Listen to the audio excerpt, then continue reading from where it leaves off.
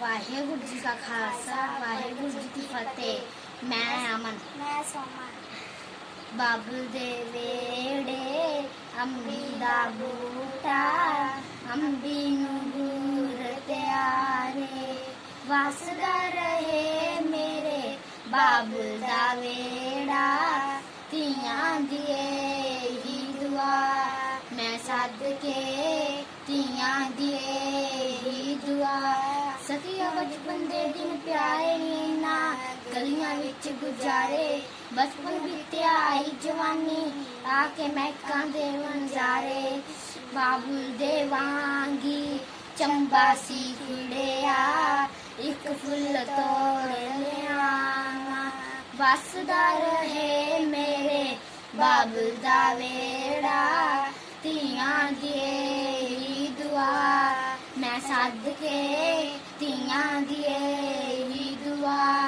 ਕਿਹੜੇ ਦੂਰ ਪਈਆਂ ਸ਼ਹਿਨਾਈਆਂ ਨੀ ਸਕੀਆਂ ਡੋਲੀ ਪਾਵਣ ਆਈਆਂ, ਕਿਹੜੇ ਦੂਰ ਪਈਆਂ ਸ਼ਹਿਨਾਈਆਂ ਨੀ ਸਕੀਆਂ ਡੋਲੀ ਪਾਵਣ ਆਈਆਂ, ਬਾਬੁਲ ਭਾਰ ਲੱਥਾ ਤੇਰੇ ਸਿਰ ਤੋਂ ਲੋਕੀ ਆ ਕੇ ਦੇਣ ਵਧਾਈਆਂ, ਰੋਣਾ ਨੀ ਮਾਏ ਪੂੰਝ ਲੈ ਹੰਝਰੂ, ਰੋਣਾ ਨੀ ਮਾਏ ਪੂੰਝ ਲੈ ਹੰਝਰੂ, ਹੱਸ ਹੱਸ ਕਰ ਦੇਵੀ ਦਾ, ਵਸਦਾ ਰਹੇ ਮੇਰੇ ਬਾਬਲ ਦਾ ਵੇੜਾ, ਧੀਆਂ ਦੀ ਇਹੀ ਦੁਆ ਮੈਂ ਸਦਕੇ, ਧੀਆਂ ਦੀ ਇਹੀ ਦੁਆ।